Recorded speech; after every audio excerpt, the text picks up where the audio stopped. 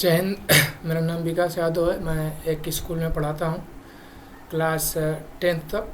और मेरा कोर विषय है SST। इसमें आता है हिस्ट्री, पॉलिटी, इकोनॉमी, ज्योग्राफी। और छोटे बच्चों को भी पढ़ाता हूँ, जैसे class 5, 6, 7, 8, English, history, geography, civics, reasoning. तो मैंने क्या देखा था, जब मैं पढ़ता था अपने स्कूल में, तो होता था कि टीचर आते थे, पढ़ाते थे, चले जाते थे। उसमें से बहुत सारे टीचर ऐसे थे जो बहुत अच्छा पढ़ाते थे और उनकी सारी बातें समझ में आती थी।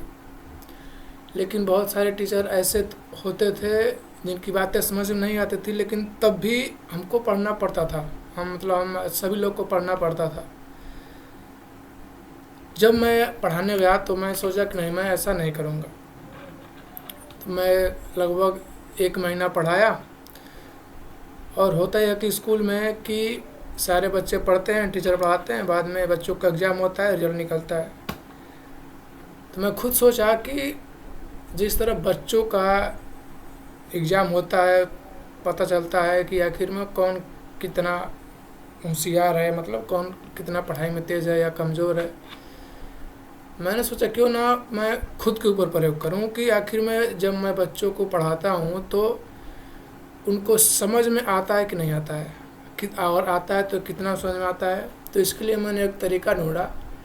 मैंने मतलब चाहे वो क्लास 5 का हो, चाहे क्लास मतलब 5 से क्लास 10 तक, मैं जितने भी क्लास में पढ़ाता था, लगभग स्कूल छुट्टी होने के 5-6 दिन पहले मैंने सोचा उनसे पता किया जाए कि मैं जो चीज़ें पढ़ाता हूँ वो कितने लोग को समझ में आती है। तो इसके लिए मैंने सोचा कि क्यों ना एक वाइट पेपर निकाला जाए, उस पर 10 नंबर तक पॉइंट बनाया जाए और बच्चों को अपने हिसाब से,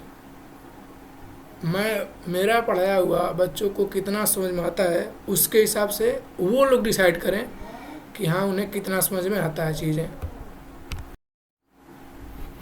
तो फिर मैंने डिसाइड किया कि ऐसा ही किया जाए। मैंने एक वाइट पेपर दिया, उस पर 10 पॉइंट बनाए और ऐसे करके, इससे ये है, यहाँ पर पॉइंट है, दिखाई दे रहा होगा।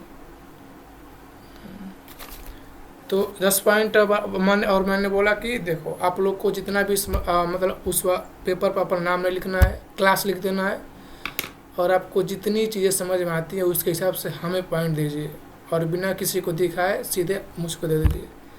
तो मैंने डिसाइड किया। तो आज सोचा हूँ उसको देखूँ आखिर में बच्चों को कितना समझ में आता है। मैंने अभी तक ही और देखा नहीं है, तो आज मैं सभी लोग के सामने चेक करता हूँ। सबसे पहले क्लास 10th का। क्लास 10th में वैसे बच्चे बहुत कम हैं, उस समय नया सेशन चलता था तो बच्चे आते नहीं थे। तो इन्होंने पता नाम नहीं लिखा है, इसका है 8.1, मतलब 10 में से 8 पॉइंट। ये कितना है, 10 में से 8,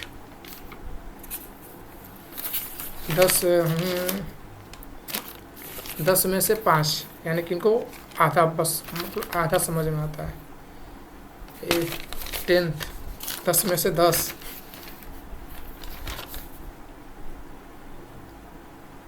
10 में से 10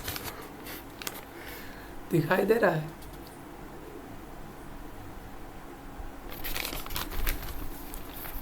तो मैं क्या करता हूँ, पूरा को मिला लेता हूँ, बाद में देखूंगा कि मेरा परफॉर्मेंस है कैसा आखिर में।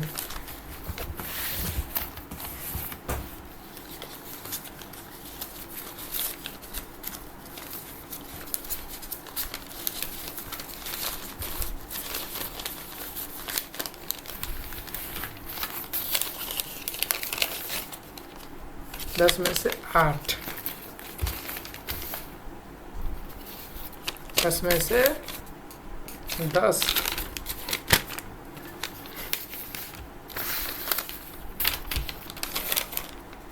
10 में से 10, 10 में से 8,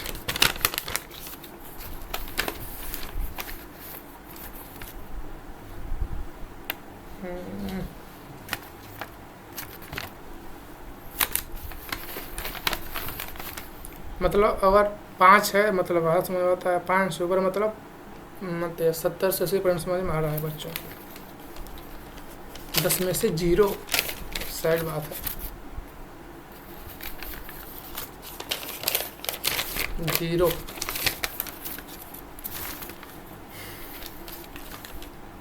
3 कमी है। 5 आधा केवल। 5,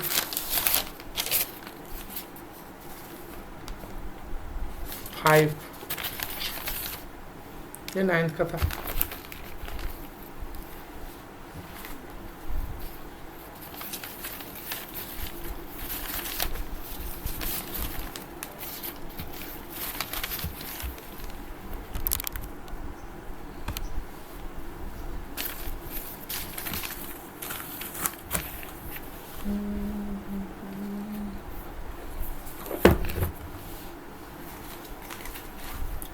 यानी कि 9th 10th को मिलाकर अगर बोलूँ मैं तो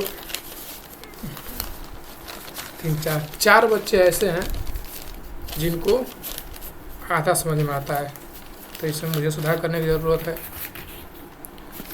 और लगभग 3 बच्चे ऐसे हैं जिनको नहीं समझ में आता है।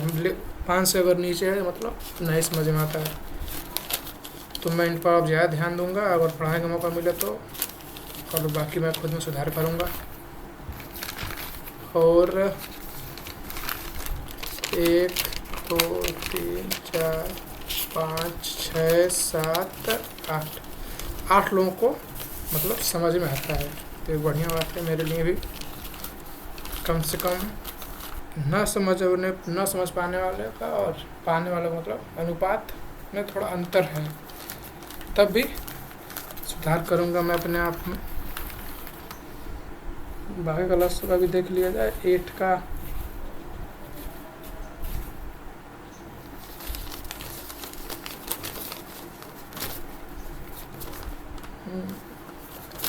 पाँच पॉइंट।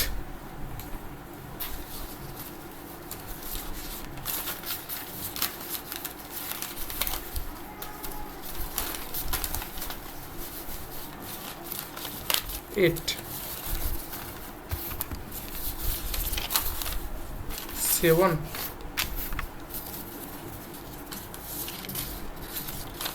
0 0 0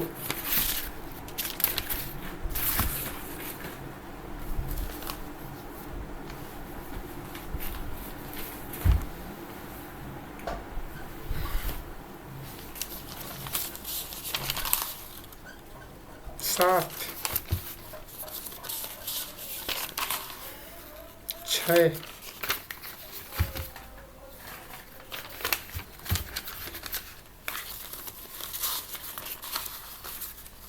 7 6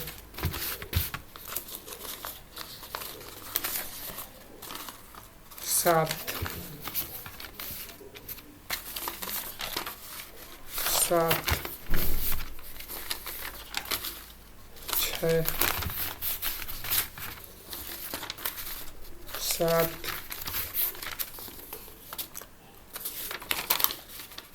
8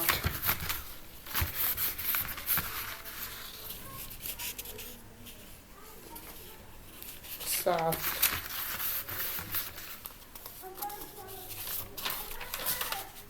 9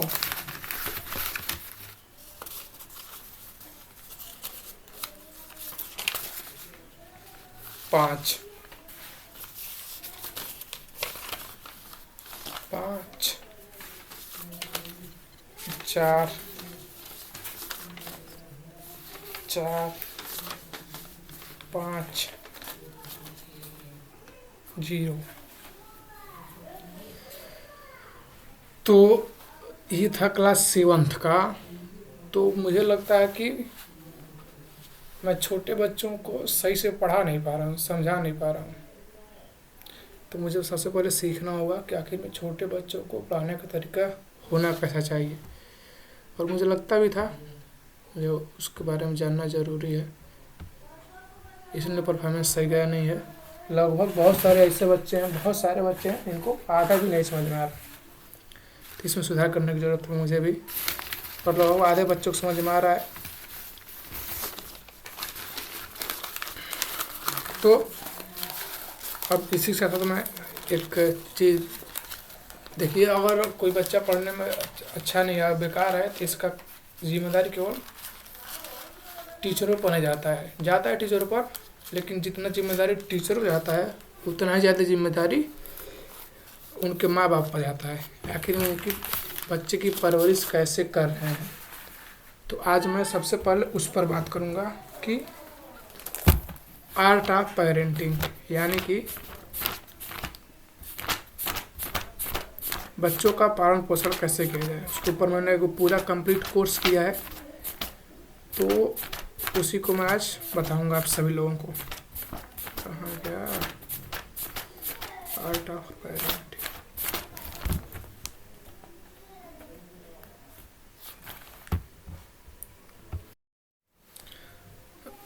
तो शुरू करते हैं आर्ट ऑफ पेरेंटिंग, यानी बच्चों का पालन पोषण कैसे करें। मैं तो सबसे पहले बता दूँ कि मेरा जो पेरेंटिंग था यानी बचपन था वो बिल्कुल ही अच्छा नहीं बीता, एकदम 100%। मेरे माँ बाप ने जैसे मुझे पालना चाहिए वैसे पालना ही, एक अच्छे विद्यार्थी की तरह। एक भी किताबें नहीं दिया पढ़ने के लिए, केवल सिलेबस। मैंने जितनी भी किताबें पढ़ी वो खुद खरीद कर पढ़ी। पैसा भले उन लोगों का था, लेकिन वो तैयार नहीं थे, कभी पढ़े लिखे थे, लेकिन वास्तव में मैं नहीं खुश हूँ अपन पेरेंटिंग से। लेकिन मैंने पेरेंटिंग और पूरा कोर्स किया और उसमें आज बताऊँगा। अपने बच्चों का पालन ऐसे करें कि उनके बच्चे हों तो वो आपकी कहानी सुनाए। अगर कोई पूछता है कि आखिर बच्चों का पालन पोषण कैसे करना चाहिए, तो मैं सीधा एक बात कहूँगा कि अपने बच्चों का पालन पोषण ऐसे करें कि जब आपके बच्चे बड़े हों तो बहुत ही गर्व से, मतलब आपकी कहानी को सुना पाए। अगर ऐसा बच्चा नहीं कर रहा है, मतलब आप जो बच्चे को पैदा किए हैं वो प्रेम से नहीं पैदा किए, अपने वासना से पैदा किए हैं। अब पहली बात ये हो गई, और दूसरी बात आपको पालन पोषण आता नहीं है करने। इतना आसान होता है किसी बच्चे की सही से परवरिश करके उसको एक अच्छे मुकाम तक पहुंचाना। केवल बच्चा पैदा कर देना ही बहादुरी नहीं होता है। उसमें सबसे पहला आता है कनेक्शन, करेक्शन, कनेक्शन। यानी कि देखिए, किसी बच्चे का 2 कप होता है, अभी आगे का पता चलेगा।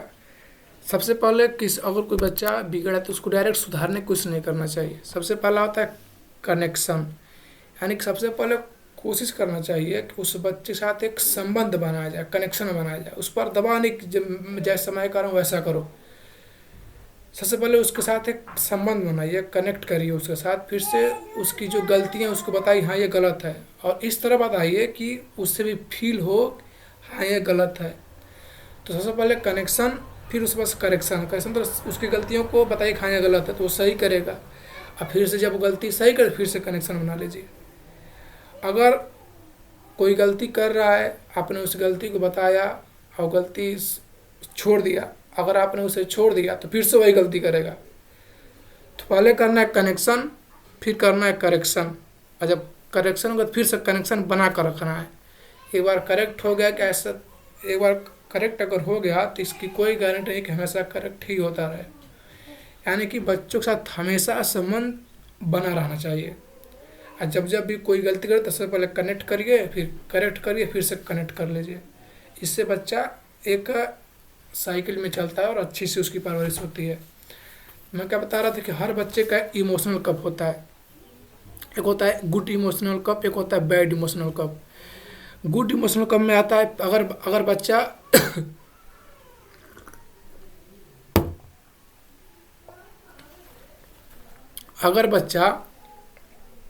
अगर बच्चे के अंदर दोस्ती करने का गुण ज़्यादा है, अगर बच्चे के अंदर अपने समय का सही तरीके से उपयोग करने की क्वालिटी है, अगर बच्चे के अंदर प्रेम है, अगर बच्चे के अंदर जुड़ाव है, अगर बच्चा किसी की सराहना करना जानता है, अगर बच्चा कुछ करके दिखाता है, तो इस सारे जो लक्षण है ये आते हैं इमोशनल कप के अंदर। यानी कि गुड इमोशनल कप के अंदर, एक होता है बैड इमोशनल कप। ध्यान से देखिए, एक होता है गुड इमोशनल कप, एक होता है बैड इमोशनल कप।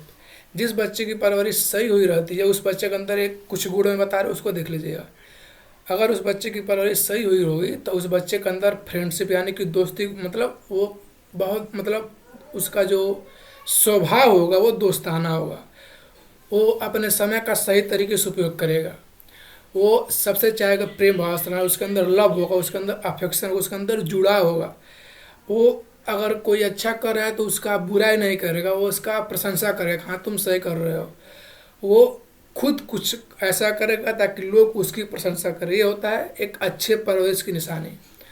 और एक बुरे परवरिश की निशानी क्या होती है, उस बच्चे के अंदर जेलस हो जाता है, यानी कि घृणा का, अगर अगर बच्चे के अंदर जेलस का गुण आता है, यानी कि वो किसी से घृणा करता है। अगर बच्चा झूठ बोलता है, अगर बच्चा किसी पर बहुत बहुत ज़्यादा जलता है, अगर बच्चा हमेशा दुखी रहता है, अगर बच्चा हमेशा अकेला रहना चाहता है, अगर बच्चा हमेशा इन्वॉल्व होने से बचता है, अगर बच्चा हमेशा खुशी को अवॉइड करता है, अगर बच्चा हमेशा नर्वस रहता है, अगर बच्चा हमेशा अकेले रहना चाहता है, अगर बच्चा हमेशा अनश्योर डिस्ट्रैक्ट रहता है, ये निशानी है बैड परवरिश की। अगर बच्चे के अंदर सैडनेस है, अनवांटेड है, अनइन्वॉल्व है, हैप्पीनेस नहीं है उसके अंदर, अगर बच्चे के अंदर नर्वसनेस है, अगर बच्चे के अंदर अनश्योरिटी है, अगर बच्चा डिस्ट्रैक्टेड है, तो ये निशानी है बैड परवरिश की। यानी कि उस बच्चे का जो इमोशनल कप है उसको उसके माता पिता ने बैड कर दिया है। अगर किसी बच्चे के अंदर ये सारे गुण हैं, वो आ जाएगा बैड इमोशनल कप के अंदर, यानी कि उसके माता पिता ने उसकी परवरिश अच्छे से की नहीं। इसमें बच्चे की भी गलती नहीं है, सारी गलती माँ बाप की और टीचरों की है। बहुत सारे बच्चे होते हैं जो अकेले रहकर अपने टीचरों के बारे में, अपने माता पिता के बारे में भूलना नहीं चाहते, उनसे मतलब कुछ करना नहीं चाहते, अकेले रहना चाहते, गाली दे देते हैं कुछ बच्चे। मैं खुद सुना हूँ कि मेरे माँ बाप ऐसे हैं, मेरे टीचर ऐसे हैं, यानी कि उस अध्यापकों ने, उसके माता पिता ने उसका जो इमोशनल कप है उसको मारा, एकदम ख़त्म कर दिया। तो आप खुद देखिए आपका इमोशनल कप, अगर क्या आप किसी हर से, मतलब किसी से दोस्ती करने गुण आपके अंदर है, क्या आप अपने समय का सही तरह से उपयोग कर रहे हैं, क्या आपके अंदर प्रेम, लव एंड अफेक्शन है, क्या आप किसी और की प्रशंसा करने की भावना आपके अंदर आती है, क्या आप कुछ ऐसा करते हैं ताकि लोग आपकी प्रशंसा करें। अगर ये सब आपके अंदर, यानी कि आपकी परवरिश सही हुई। अगर इससे नहीं है, यानी कि आपका जो इमोशनल कप है वो एकदम पूरा और पूरे तरीके से खराब हो चुका है। इन सब के अलावा अगर बच्चा बहुत गुस्सा करता है, अगर बच्चे के अंदर बहुत ज़्यादा एंगर है, अगर बच्चा बहुत स्क्रीमिंग करता है, चिल्लाता रहता है, अगर बच्चा हमेशा दौड़ता भागता रहता है, अगर बच्चा हमेशा बचना चाहता है, अगर बच्चा हमेशा इनटॉलरेंट होता है, अगर बच्चा हमेशा लॉस ऑफ कंट्रोल यानी कि कंट्रोल में नहीं होता है, अगर बच्चा छुपता है सबसे, छुप छुप कर रोता है, अगर बच्चा झूठ बोलता है, ये सारे बैड पेरेंटिंग के सारे निशानी हैं। अगर किसी बच्चे के अंदर ये सारे गुण आ रहे हैं तो 1,00,000% गारंटी उस बच्चे का परवरिश सही से नहीं हुआ। ये तो पहला था। इन सब से बचने के लिए क्या करना है, सबसे पहले बच्चे के साथ कनेक्ट करिए, उसके बाद से करेक्ट करिए, फिर उसके बाद से कनेक्ट करिए। अगला आता है unlike teachers parents are irreplaceable.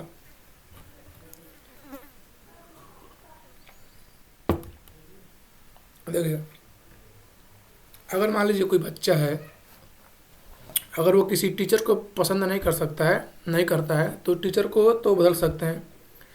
लेकिन अगर बच्चा अपने माता पिता को पसंद नहीं कर सकता तो तब तो बेचारा अपने माता पिता को नहीं बदल सकता है। तो वही कह रहा है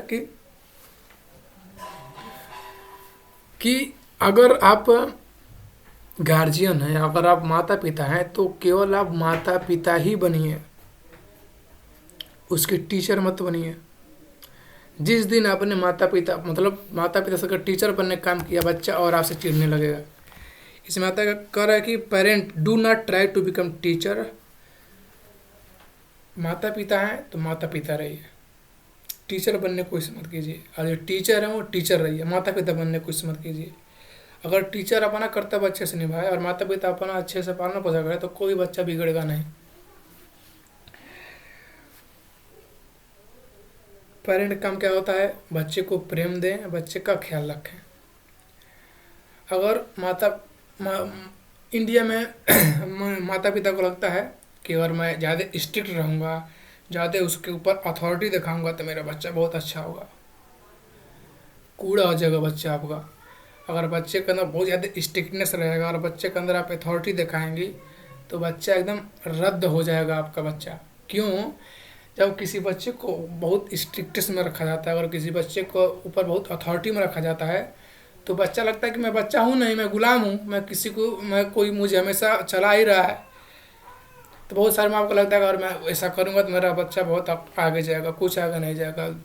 वही बच्चे जितने भी सुसाइड करने वाले बच्चे होते हैं सब ना, सब अथॉरिटेरियन माँ बाप वाले बच्चे होते हैं, सब कभी स्वतंत्रता नहीं देंगे, कभी कुछ अच्छे से करने के लिए बोलेंगे नहीं, तो यही होगा उसका माँ।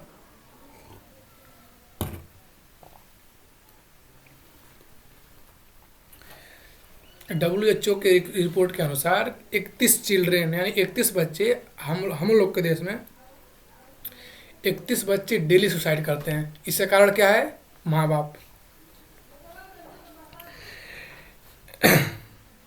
एक लड़का था सुमित नाम का, वो अभी केवल क्लास 9th का था और उसके माता पिता ने बोल दिया था अगर 90% ज़्यादा नहीं आया ना तो मैं तुम्हें छुट्टी में घर नहीं ले जाऊँगा। लेकिन वो बच्चा कर नहीं सकता, उसका टैलेंट कोई और था, वो गिटार बजाना चाहता था, उसको गिटार बजाने में बहुत मज़ा आता था, मतलब अच्छा लगता था उसको। लेकिन उसके माँ बाप ने उससे गिटार छुड़वा दिया और कहा चुपचाप बस पढ़ो। और बच्चा धीरे धीरे एकदम अंदर अंदर वो टूट गया। और जब उसका 9th के रिजल्ट निकलने की बारी आई, जैसे उसको रिजल्ट मिला, देखा कि मैं फेल हो गया, घर आता है, दरवाज़ा बंद करता है, फांसी लगा लेता है, मर जाता है और एक नोट्स लिखाता है कि सॉरी पापा, यानी कि मुझसे नहीं हो पाएगा। और उसके बाद माँ बाप कहते हैं कि मेरा बच्चा सुसाइड कर लिया। तुमने कभी ध्यान दिया कि तुम्हारा बच्चा चाहता क्या है आखिर में? बच्चे को हेल्पफुल इनकरेजमेंट चाहिए होता है, बच्चे को हमेशा हार्मफुल परस्यू नहीं देना चाहिए, बच्चे को आराम से हेल्पफुल इनकरेज करिए बच्चे को, हाँ अगर ये कर रहे हो तो करो, बहुत अच्छा है। इंडिया में अब क्या कहते हैं कि देखो तो मैं तुम्हारा सपोर्ट, केवल कहते हैं कि मैं तुम्हारा साथ दे रहा हूँ लेकिन साथ देते नहीं हैं, यानी कि दे डिड नॉट सपोर्ट, दे मतलब केवल कहते हैं कि मैं तुम्हारा सपोर्ट करूँगा लेकिन वास्तव में वो सपोर्ट करते नहीं हैं। और कोई बच्चा कहे कि नहीं मैं गीता पढ़ूंगा तो उसमें आप क्या करेंगे? उससे पढ़कर क्या नौकरी मिलेगी? नौकरी मिलेगी उससे पढ़कर? लेकिन अगर कोई बच्चा गीता पढ़ता है 9th के या 15 साल की उम्र, 20 साल की उम्र, कितना अच्छा है, उसमें इतनी ज्ञान की बातें होती हैं। किड्स, जितने भी बच्चे होते हैं ना, किड्स रिजेक्ट अनएम्पैथेटिक पेरेंट। जितने भी माँ बाप के अंदर इम्पैथी, यानी एक होता है एम्पैथी, एक होता है सिंपैथी। जब आप एथिक्स पढ़ेंगे तो उसमें एक होता है एम्पैथी, एक होता है सिंपैथी, यानी कि सहानुभूति। अगर बच्चा समझ जाता है कि मेरे माँ बाप के अंदर सिंपैथी नहीं, यानी कि सहानुभूति का गुण नहीं है, उसी समय से वो बच्चा अपने माँ बाप से दूरी बनाने लगता है। और दूरी बनाते एक समय आता है जब अपने माँ बाप से वो बात तक नहीं करना चाहता है, केवल पैसे से मतलब रखता है, क्योंकि जानता है कि अगर मैं जीतूंगा तभी ये लोग कुछ नहीं बोलेंगे, अगर मैं हारूंगा तो एकदम मारेंगे, ऊपर ही ढह जाएंगे। उस समझता है इस बात को, इसलिए देखते नहीं है गाँव में बच्चे बात नहीं करना चाहते माँ बाप से। क्यों? क्योंकि जानते कि मेरे माता पिता के अंदर अनएम्पैथेटिक गुण है, सहानुभूति नहीं है, असहानुभूति से भरा हुआ है उनका दिल। जब बच्चा छोटा रहता है उसको कहते हैं बोलो बोलो बोलो बोलो बोलो बेटा बोलो। जब बच्चा बड़ा होता है तो कहते हैं चुप रहो चुप रहो चुप रहो। जब बच्चा बोलने वाला तब उसको बोलने ही नहीं देंगे, छोटा उसको बोलवाएंगे। बच्चा छोटे में गाली देता है तो कहते देखो कितना अच्छा से गाली दे रहा है। और जब बड़ा और गाली देता है खुद के माँ बाप को, कहते बताओ गाली दे रहे हैं हमको।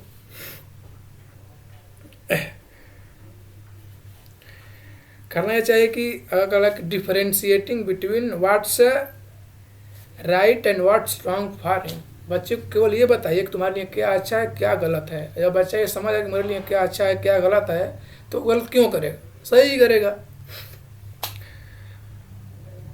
आमतौर पर बच्चे क्या करते हैं कि माँ क्या करते हैं, अगर बच्चा कुछ अच्छा करता है उसको, अगर बच्चा कुछ अच्छा करता है तो उसको रिवार्ड नहीं करेंगे। टीचर नहीं करते हैं आजकल के स्कूलों में, 10 रुपये को थमा दिए हो गया, कब थमा दिए हो गया।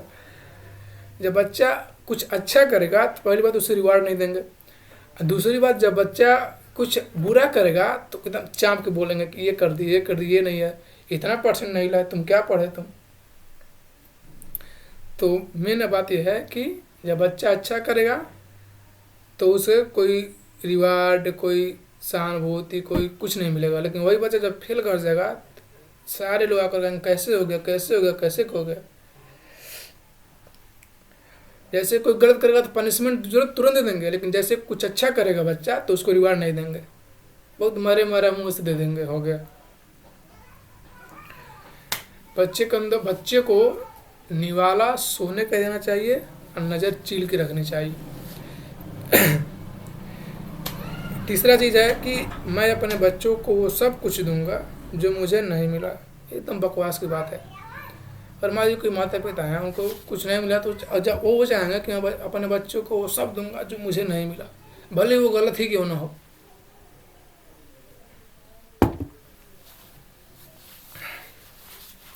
करना यह चाहिए कि अगर कोई बच्चा किसी चीज़ की मांग करता है तो उसे ये ना लगे कि मेरी मांग को पूरा किया जा रहा है, उसे ये लगे कि मैं उस चीज़ को डिजर्व करता हूँ, इसलिए वो मुझे मिल रहा है। यानी कि बच्चे को पहले कोई भी चीज़ देने से पहले या कुछ भी करने से पहले उसको उस चीज़ लगे, उसको खुद लगे कि नहीं मैं उसकी डिजर्व हूँ इसलिए मुझे मिलना चाहिए, तब उसको उस चीज़ को देना चाहिए। अगर आप फ्री में दे देंगे, वैसे दे देंगे, तब बच्चा बिगड़ जाएगा। अगर आप देंगे नहीं तब बच्चा एलोन हो जाएगा। तो करना क्या है कि बच्चे को महसूस कराइए कि वो डिजर्व करता है उस चीज़ के लिए, तो उसके बाद उसको दीजिए। यानी कि उसकी इच्छाओं को पूरा मत कीजिए, पहले उस जो भी चीज़ मांग रहे उसको उसकी डिजर्व बनाइए। और जब बच्चा डिजर्व बन जाएगा तब अपने आप सही काम करेगा। उसको गिव अ कंट्रोल्ड स्ट्रगल, यानी कि उसको संघर्ष दीजिए लेकिन थोड़ा कंट्रोल में दीजिए। ऐसा नहीं कि पूरा छोड़ ही दें, उससे लगे कि मेरा माँ बाप भैया नहीं है।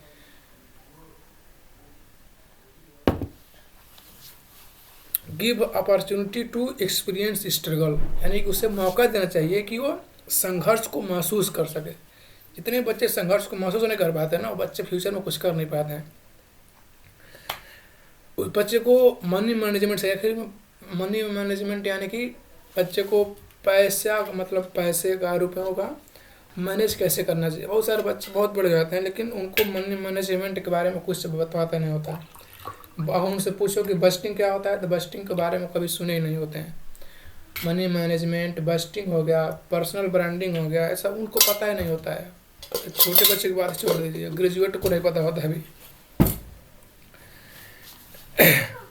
उन्हें सिखाइए कि टीच देम कि हाउ टू अर्न इट, किस चीज़ को हड़पे नहीं है, किस चीज़ को किसी छीन नहीं, उसको कमाएं।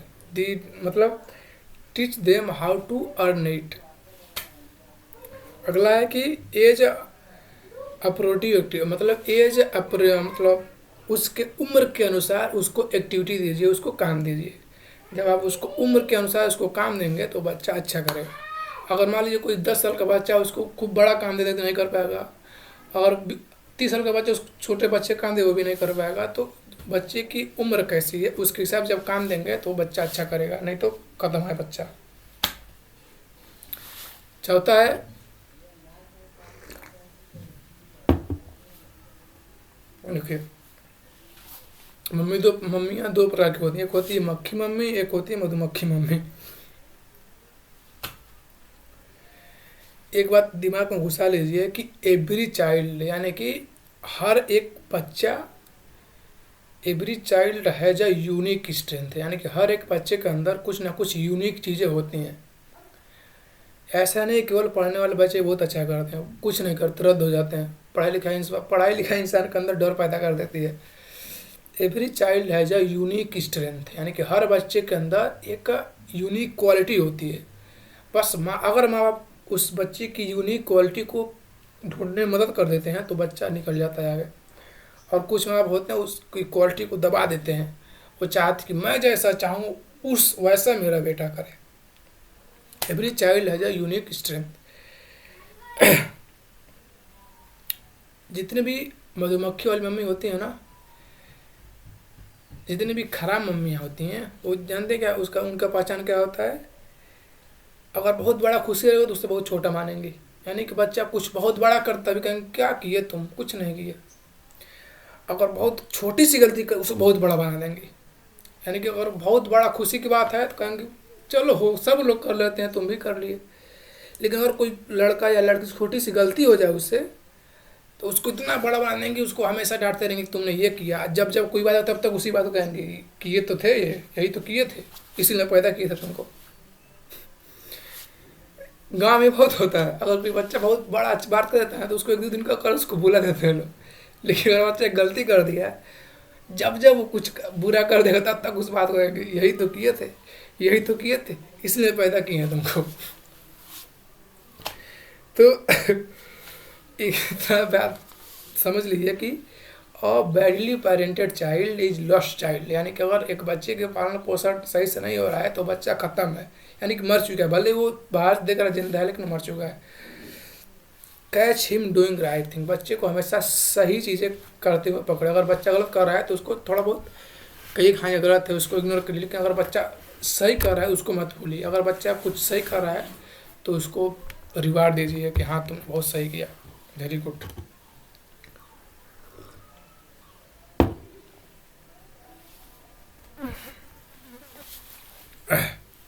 देखिए पेरेंट को अगर हम दो कैटेगरी में बांटें, एक होते हैं इन्वॉल्विंग पेरेंट, एक होते हैं इन्फॉर्मिंग पेरेंट।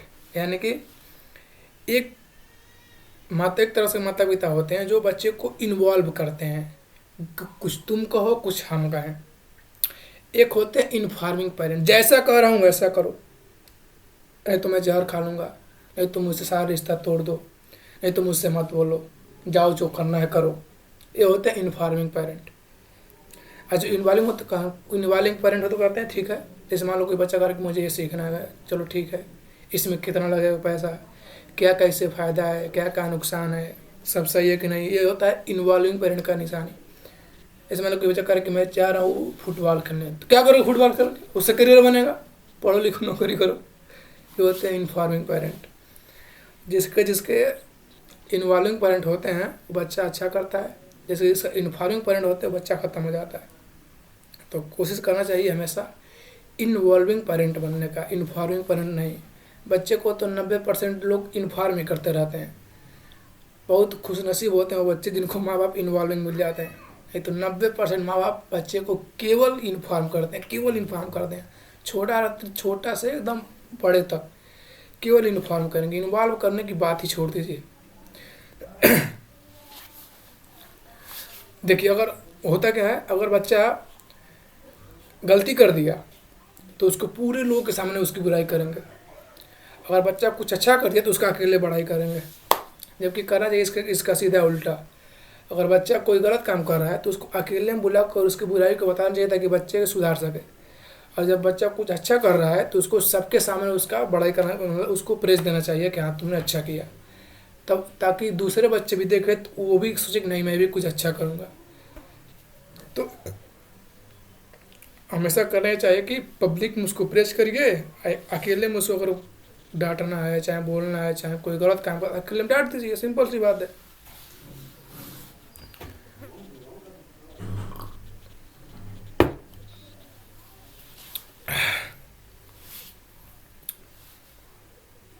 अगला है पर्सनल पोसेशनल या शेयर्ड पोसेशन। ध्यान देखिए, अच्छे पेरेंटिंग की निशानी क्या होती है कि देखिए एक होता है पर्सनल पोसेशनल, एक होता है शेयर्ड पोसेशनल। देखिए अगर बच्चे के अंदर अगर बच्चा कोलैबोरेट कर रहा है, अगर बच्चा कोऑपरेशन कर रहा है यानी कि सहयोग कर रहा है, अगर बच्चे के अंदर फीलिंग है, अगर बच्चे के अंदर समझदारी है, अगर बच्चे के अंदर लव है, अगर बच्चे के अंदर फुलफिलमेंट यानी कि संतोष है, तो इसे कहते हैं शेयर्ड पोसेशन।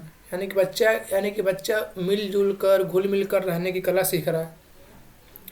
अगर बच्चा अकेला रहता है, अगर बच्चा कॉन्फ्लिक्ट क्रिएट करता है, अगर बच्चा इनडिफरेंट है, अगर बच्चा इनसेंसिटिव है यानी कि उसके अंदर सेंस नाम की कोई चीज़ नहीं है, अगर बच्चा इग्नोरिंग है, अगर बच्चा कोल्ड है, अगर बच्चा हेट है, अगर बच्चा हालो यानी कि खाली है, तो ये होता है पर्सनल पोजिशनल। करना ये चाहिए, अगर कोई बच्चा आइसोलेट रह रहा है तो उसको कोलैबोरेट करना चाहिए, कि उसको लोगों के साथ ही मिलजुल कर रहने की कला सिखानी चाहिए। अगर कोई बच्चा इनडिफरेंट है यानी कि सबसे अलग है, तो उस बच्चे के अंदर फीलिंग जगाना चाहिए, अच्छी फीलिंग जगाना चाहिए। अगर कोई बच्चा इनसेंसिटिव है तो उस बच्चे को अच्छे अच्छी यादें देना चाहिए कि हाँ तुम्हारी अच्छी याद, उसको नई नई जगहों पर ले जाना चाहिए। अगर बच्चा इग्नोरिंग यानी कि सबको इग्नोर करके केवल अकेले रहना पसंद करता है, तो उस बच्चे को क्या करना चाहिए, उस बच्चे को समझदारी विकसित कराना चाहिए। अगर बच्चा बहुत ही कोल्ड है यानी कि कुछ बोलता नहीं, अकेले रहना कोशिश कर, उसको वार्म करना चाहिए। अगर बच्चा हालो यानी कि खाली एकदम से, तो उसको कैसे उसको कैसे उसके मन को कैसे उसको फुलफिलमेंट मिले, ऐसा करने का प्रयास करना चाहिए। तब बच्चे के अंदर थोड़ा सा सुधार होता है। और 90% आप तक कहते ही नहीं, जानेंगे नहीं तो करेंगे क्या? बच्चे का परवरिश ही बच्चे का फ्यूचर डिसाइड करता है, और उसके अलावा कुछ भी चीज़ें बच्चे का फ्यूचर डिसाइड नहीं करती हैं।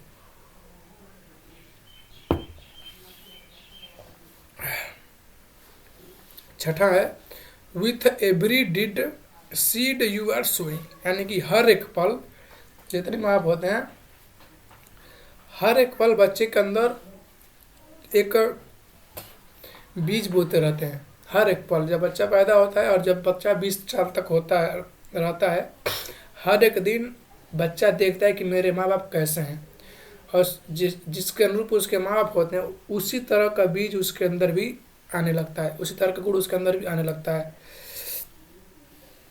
अगर आप सुने हैं ना, अगर नीम का पेड़ बोने से आम नहीं मिलता है, तो अगर आप जो उसके अंदर जो बीज है, यानी कि अगर बीज ही सही नहीं, यानी कि अगर परवरिश ही सही नहीं रही है, तो जो उसका फल खतरनाक तो मिलेगा ही। अगर नीम लगाएंगे तो खट्टे मिलेंगे ही, और आम लगाएंगे तो आम का फल मीठा होता है। तो यही कर रहा है कि अगर हमेशा करना ये चाहिए कि देखिए, कह रहा है कि अगर कोई बच्चा किसी चीज़ को छुपाना चाहता है, यानी कोई बच्चा सिक्रेटिव रहना चाहता है, अगर कोई बच्चा झूठ बोल रहा है, तो अक्सर माँ बाप क्या करते हैं, अगर कोई बच्चा झूठ बोलेगा उस पर ओवर रिएक्ट करने लगेंगे, यानी कि उसको और कहेंगे और बताओ, सही बताओ, सच से बताओ, नहीं तो मुझसे बुरा कोई होगा नहीं, पूरी जो बात है सच बताना। यानी कि ओवर रिएक्टिव हो जाएंगे, ब्लोइंग अप हो जाएंगे, आग बबूला हो जाएंगे बच्चे के ऊपर, जबकि ऐसा नहीं करना चाहिए। अब बच्चा देखता है ना, देखिए बच्चा देखता है जब ना कि मेरे माता है, मेरे पिता ओवर रिएक्टिव हैं, मेरे माता पिता बहुत जल्दी गुस्सा हो जाते हैं, तो उनका वो गुण होता है ना, उस बच्चे के अंदर भी आ जाता है। और वही बच्चा जब बड़ा होता है ना, तो अपना गुस्सा अपने आप को दिखाता है, तब हमको पता चलता है कि नहीं मैंने भी ऐसा ही तो किया था।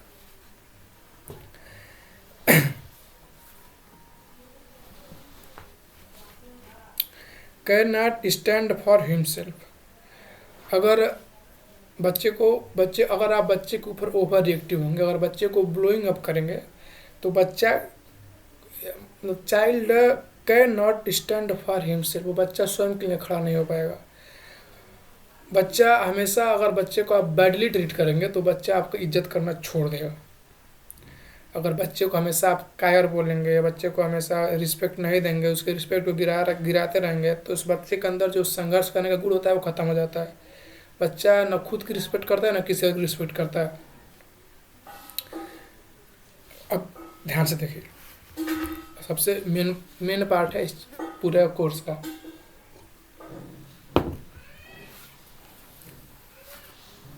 ध्यान से देखिए,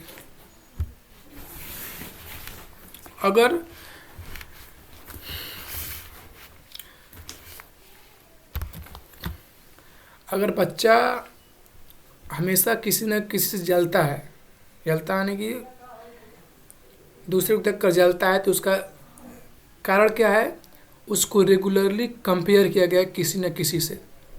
उस बच्चे के अंदर जो जेलसी है यानी कि घृणा का गुण है वो खुद नहीं आया है, उसको हमेशा से किसी दूसरे के साथ कंपेयर किया गया है कि तुम ऐसे नहीं हो, तुम बुरा हो, तुम अच्छे, तुम बुरे, उसके वो देखो वो कितना अच्छा है, तुम अच्छे नहीं हो। अगर आप बच्चों को हमेशा कंपेयर करते रहेंगे, रेगुलरली कंपेयर करते रहेंगे ना, तो बच्चा घृणा करने लगेगा। यानी कि अगर बच्चा जलता है तो इसका सिर्फ और सिर्फ कारण है उसको उसका कंपेयर करना किसी और से। अगर बच्चे के अंदर इमोशनल की प्रॉब्लम, यानी कि अगर बच्चा के अंदर इमोशन नहीं है, यानी कि बच्चे के अंदर इमोशन की कोई प्रॉब्लम है, तो इसका कारण क्या है कि हैव नॉट हियर्ड हिम, यानी कि बच्चे को सही समय पर सुना नहीं गया उसकी बातों को। अगर आप बच्चे की सही समय पर उसकी बातों को सुनेंगे नहीं, तो बच्चे के अंदर जितना भी इमोशन होगा ना वो मिट्टी मिल जाएगा, उसके बच्चे का सारे इमोशन खत्म हो जाता है।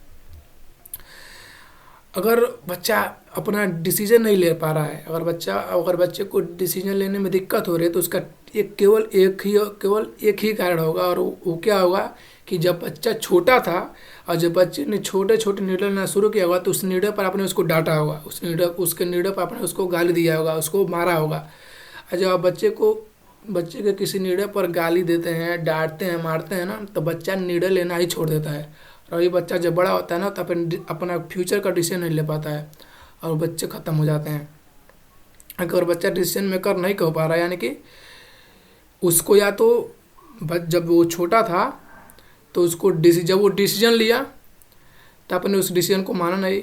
और दूसरा बात एक होता है गाइड करना, एक होता है ओवर गाइड करना, यानी कि उसे अपने बच्चे को ओवर गाइड कर दिया, जो मतलब आपकी बात बच्चे के दिमाग के पल्ले तक ही नहीं पड़ी। अगर बच्चे के अंदर एंजाइटी प्रॉब्लम है, तो इसका सिर्फ और सिर्फ कारण है कि उसके माँ बाप हमेशा एक दूसरे से लड़ रहे हैं। सोचिए, जिसके माँ बाप हमेशा एक दूसरे से लड़ते रहते हैं, तो बच्चे के अंदर एंजाइटी वैसे आ जाएगी, एंजाइटी। यानी कि और किसी बच्चे के अंदर एंजाइटी की प्रॉब्लम है, तो इसका कारण क्या है कि पेरेंट फॉट ऑफ, यानी कि हमेशा उसके माँ बाप आपस में लड़ते रहे होंगे और मतलब खुद का गुस्सा बच्चों पर उतारते होंगे, तो बच्चे के अंदर एंजाइटी आ जाती है। अगर बच्चा हमेशा सैड रहता है, तो अगर बच्चा हमेशा एग्रेसिव रहता है, गुस्सा वाला माहौल में रहता है, तो इसका ठीक और ठीक केवल एक ही कारण होगा कि आपने जब सही काम किया होगा तो उसको कुछ नहीं कहा होगा, गलत काम किया उसको पीटा होगा आपने, यानी कि उसको बार बार पीटा होगा आपने। तो बच्चा बार बार पीटने से बच्चे एग्रेसिव हो जाते हैं। आजकल देखते हैं कि बच्चे टीचरों को अगर कुछ कहते हैं, टीचर बच्चे अध्यापक को मार देते हैं, मारने के लिए तैयार भी हो जाते हैं। यानी कि बच्चा एग्रेसिव, जब बच्चे को परवरिश, जब बचपन में जब बच्चे को सही तरीके से चीज़ें नहीं दी जाती हैं, तो बच्चा एग्रेसिव हो जाता है। जब एग्रेसिव होता है वो किसी को मारने के लिए तैयार हो जाता है, उसको समझ नहीं होता कि मैं क्या कर रहा हूँ, अब बाद में उसी लिए वो दुखी होता है।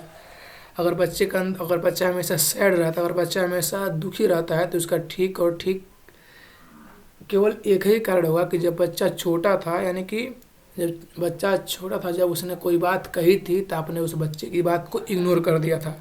अगर आपने बच्चे की बात को इग्नोर किया तो हमेशा सैड रहेगा, क्योंकि हर बच्चे का एक इमोशनल कप होता है, बता चुका हूँ। अगर बच्चा हमेशा अगर बच्चा हमेशा गिल्ट में रहता है कि मैंने ये गलत कर दिया, यानी कि आपने जब उसने छोटी सी गलती की ना, तो उसको आपने बहुत ज़्यादा क्रिटिसाइज़ किया, और जब आपने उसको बहुत ज़्यादा क्रिटिसाइज़ कर दिया, तो बच्चा हमेशा गिल्टी में रहता है, भले ही वो गलती एकदम नाम मात्री क्यों ना हो। अगर बच्चे के अंदर यानी कि आत्मविश्वास की कमी है, तो उसका सिर्फ और सिर्फ एक ही कारण होगा कि आपने उसको हमेशा कायरता भरी निगाहों से देखा होगा, डिस्ग्रेसफुल कहा होगा। आजकल लड़कियों के साथ ऐसा ही होता है, उसके माँ बाप उसके ऊपर विश्वास ही नहीं करते हैं। अगर बच्चा हमेशा कैजुअल रहता है, यानी कि अगर बच्चा हमेशा सिंपल सामान रहता है, यानी कि उसके माँ बाप ने बचपन में उसे कोई रोल मॉडल नहीं दिया कि मेरा आदर्श क्या होंगे। देखते हैं आजकल 10-12 बच्चों को पूछे तुम्हारे रोल मॉडल कौन है, तो ये क्या होते हैं, कुछ पता ही नहीं चलता है बच्चों को। अगर बच्चे को चोर की कहानी दिन भर सुनाओगे तो बच्चा चोर ही बनेगा ना। तो ये था कुछ कारण। और सातवां चीज आता है कंस्ट्रक्टिव इंटरटेनमेंट, यानी कि देखिए ये बात है छोटे बच्चों के लिए।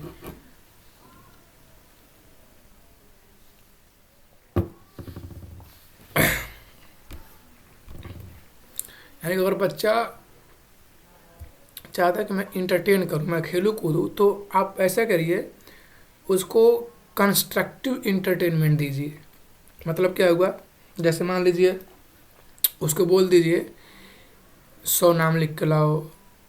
तुम क्या करो ना, 100 जानवरों के नाम लिख दो, 10 चीज़ों के नाम लिख के लाओ। तुम क्या करो, जो डेली चीज़ें, डेली मसाला हम लोग खाते हैं, ये छोटे बच्चों के लिए हैं, उस मसालों को इंग्लिश में क्या बोलते हैं।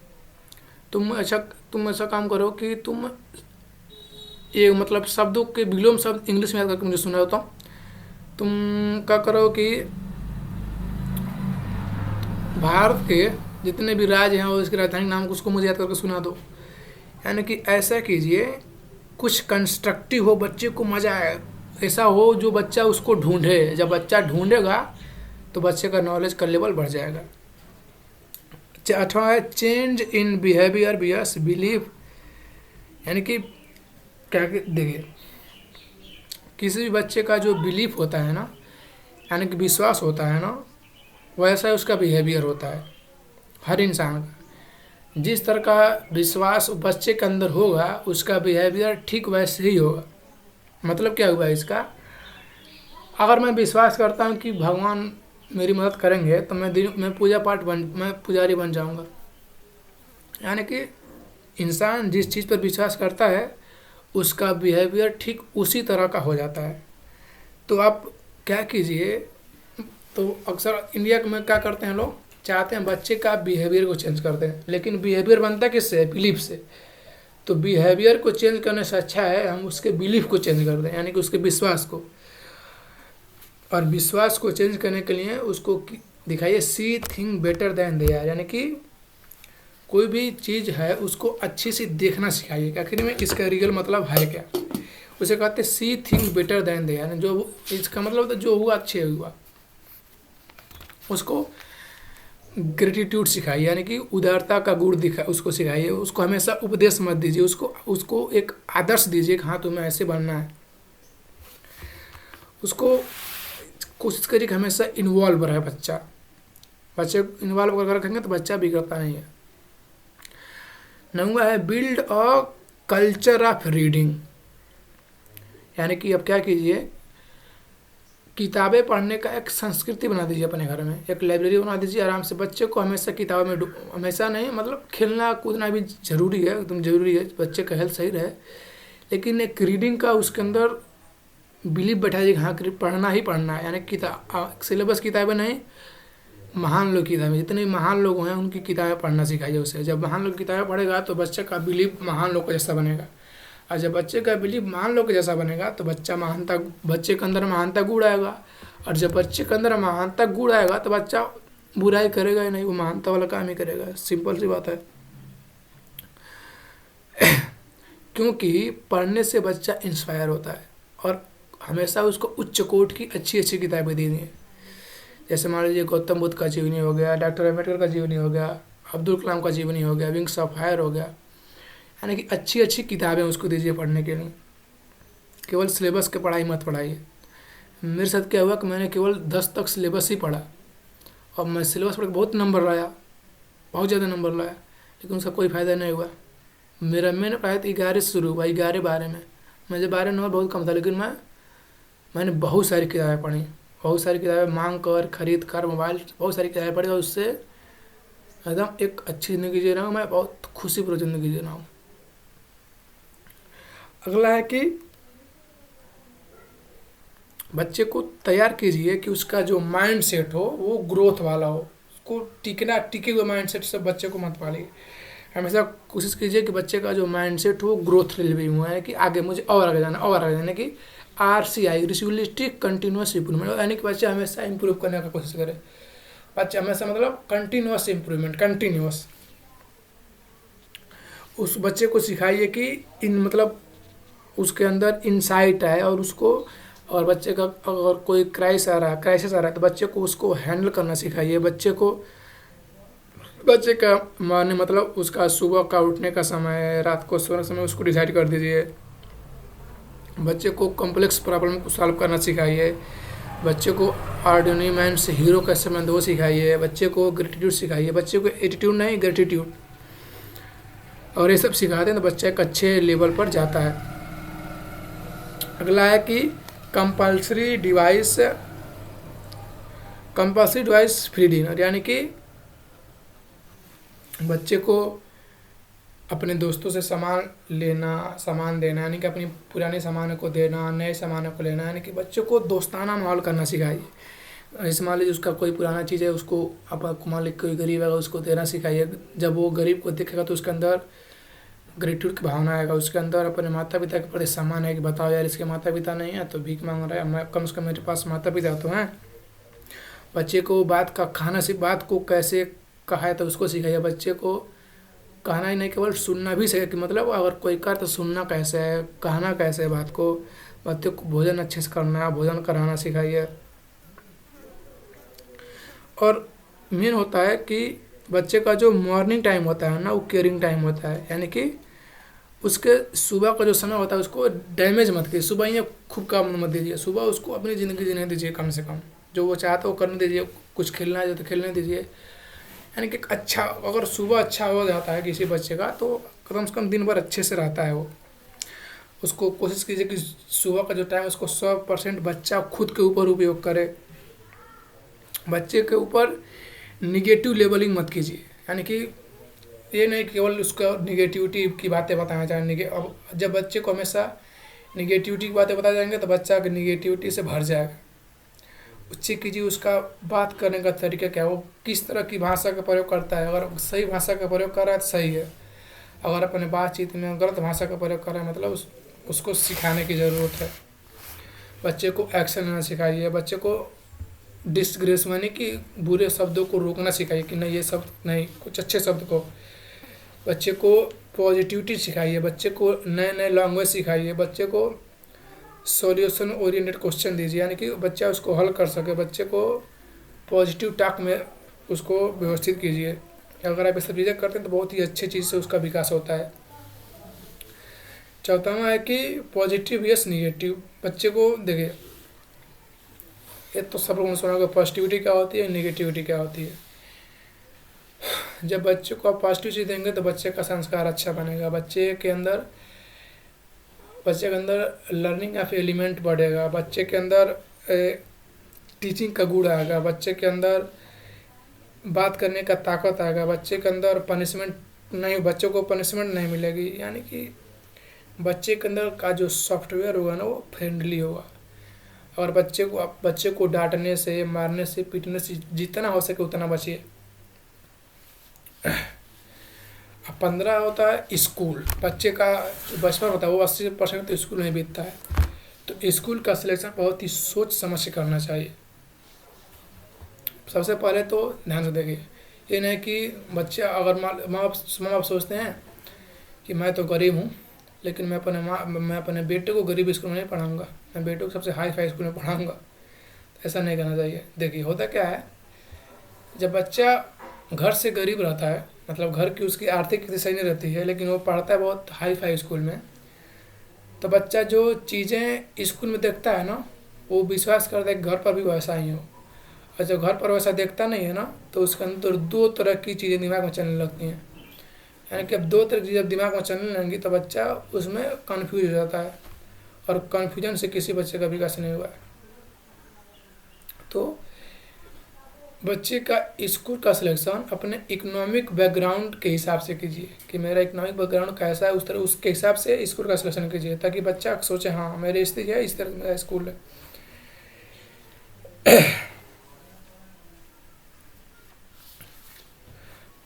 कोशिश कीजिए कि बच्चे का स्कूल हो घर से थोड़ा नज़दीक हो। कोशिश कीजिए कि उस स्कूल में एक्स्ट्रा करिकुलम एक्टिविटी केवल पढ़ाई ना जाए, केवल पीटाई ना जाए, उसको कुछ नई नई चीज़ें सिखाई जाए, एक्स्ट्रा करिकुलम एक्टिविटी कराई जाए। बच्चे को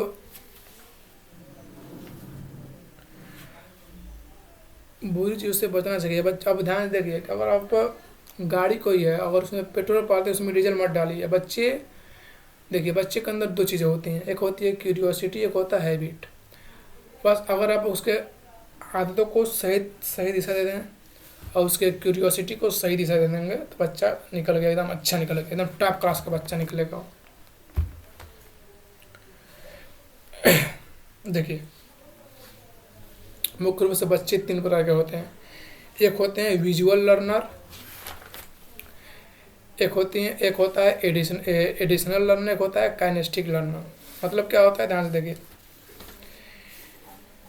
विजुअल लर्नर के अंदर वो बच्चे आते हैं जो किसी चीज़ को पढ़कर अब किसी चीज़ को देखकर सीख जाते हैं, उसे कहते हैं विजुअल लर्नर। एक आता है ऑडिटरी लर्नर, यानी कि जो केवल सुनकर सीखते हैं, वो करके नहीं, केवल सुनकर सीख लेंगे।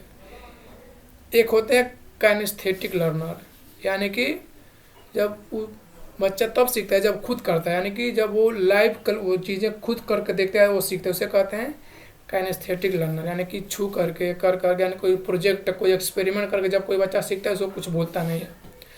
तो मुख्य रूप से क्या कीजिए, ले देकर बच्चे को 4 चीज़ें LSRW, बच्चे को लिसनिंग, स्पीकिंग, रीडिंग, राइटिंग, इन 4 चीज़ों पर फोकस कराइए, बच्चा अच्छा जाएगा।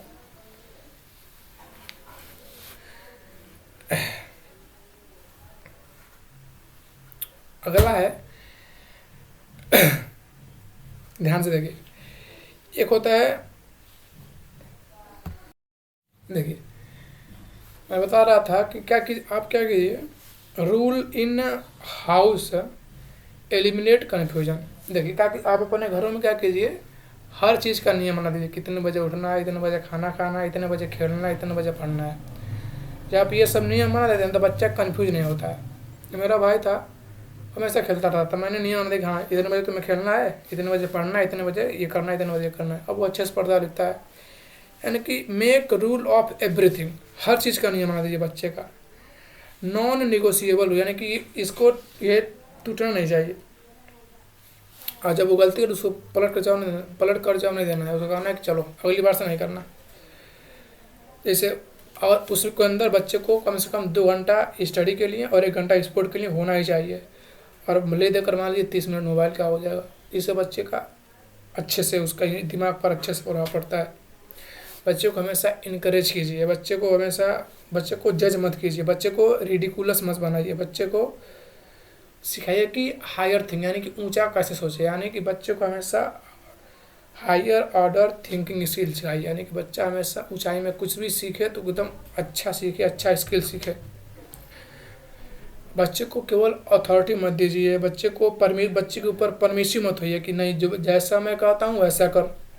ये भी नहीं करना है, ये भी नहीं कहना है कि जो तुम मांग करे वो करो, ये भी नहीं करना है। बच्चे को जैसे एक लोकतंत्र होता है ना, दोनों पक्षों का था, मैं कहूँगा कुछ तुम कहो, वैसे बच्चे से बैठिए, बात करिए, पूछिए तुम्हें क्या अच्छा लगता है, तुम्हें क्या चाहिए, क्यों चाहिए, तो बताएगा, तो उसकी बात को समझने का प्रयास कीजिए।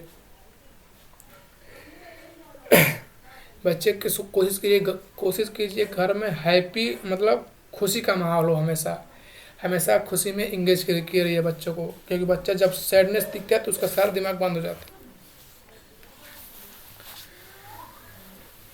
सबसे पहले तो कोशिश कीजिए कि आप खुद पढ़िए बच्चे को पालन पोषण कैसे करते हैं, उसके ऊपर अलग बुक है। एक बुक है डोपामिन डिटॉक्स, मेरे पास तो नहीं है, मैं ऑनलाइन किया हूँ, आ जाएगा कुछ दिनों में, लेकिन बहुत अच्छा बुक है, उसको पढ़िए। ये मैं जो भी चीज़ें बता रहा हूँ ना उसी बुक से है। बच्चे को सेंस ऑफ अचीवमेंट सिखाइए, यानी कि बच्चे के अंदर अचीव का मतलब किसी भी चीज़ को पाने का उसके चाहत उसके अंदर आ जाए, ये सिखाइए। उसको सिखाइए कि ऊंचा कैसे सोचते हैं, यानी कुछ अच्छा कैसे सोचें, यानी कि बच्चे को राइट डायरेक्शन देना सिखाइए। उसको क्या कीजिए आप engage him in positive activity, बच्चे को पॉजिटिव एक्टिविटी में इंगेज कीजिए। बच्चे को छीनना नहीं, बच्चे को भी रिप्लेस करना सीखा कर चलिए। बच्चे को, मेरा कहने का मतलब ये है, बच्चे को आप छीनना मत सिखाइए, बच्चे को सिखाइए कि उसको रिप्लेस कैसे करना है। बच्चे को पैशन ओरिएंटेड कंटेंट दिखाइए कुछ अच्छा, जैसे ताकि उससे बच्चा सीखे। और सबसे मुख्य बात होती है, बच्चे को बजटिंग सिखाइए, टीच देम बजटिंग, यानी कि पैसा अगर उसके पास है तो उसको सिखाइए कि बजट क्या होता है, बजटिंग कैसे की जाती है, पैसे को मैनेज कैसे किया जाता है। अगर आप छोटे से ही बच्चे को फाइनेंशियल प्लानिंग सिखाते हैं, बच्चे को मनी मैनेजमेंट सिखाते हैं, तो आगे चलकर बच्चा पैसा उड़ाता नहीं है। वो बच्चा मोटरसाइकिल बैठ कर गाँव में घूमता नहीं है महाकालिका का। बच्चा पैसे की वैल्यू को समझेगा, और जब बच्चा पैसे को समझेगा तो बच्चा अच्छा करेगा। बच्चे को इच्छा नहीं, बच्चे की ज़रूरतों पर आप भी ध्यान दीजिए कि बच्चे की क्या इच्छा है, क्या ज़रूरतें हैं। जो ज़रूरतें हैं वो एकदम पूरा पूरा कीजिए, और जो इच्छा है उसकी उसको थोड़ा लिमिट कर दीजिए। बच्चे को सिखाइए मनी को सेव कैसे किया जाता है। ये कुछ बातें थी आर्ट ऑफ पेरेंटिंग के ऊपर। अगर कोई फिर से मैं और सारे बुक पढ़ूंगा और कोई अच्छा कुछ मिलेगा और अच्छा तो मैं और उसके ऊपर वीडियो बनाऊंगा। तब तक के लिए जय हिंद।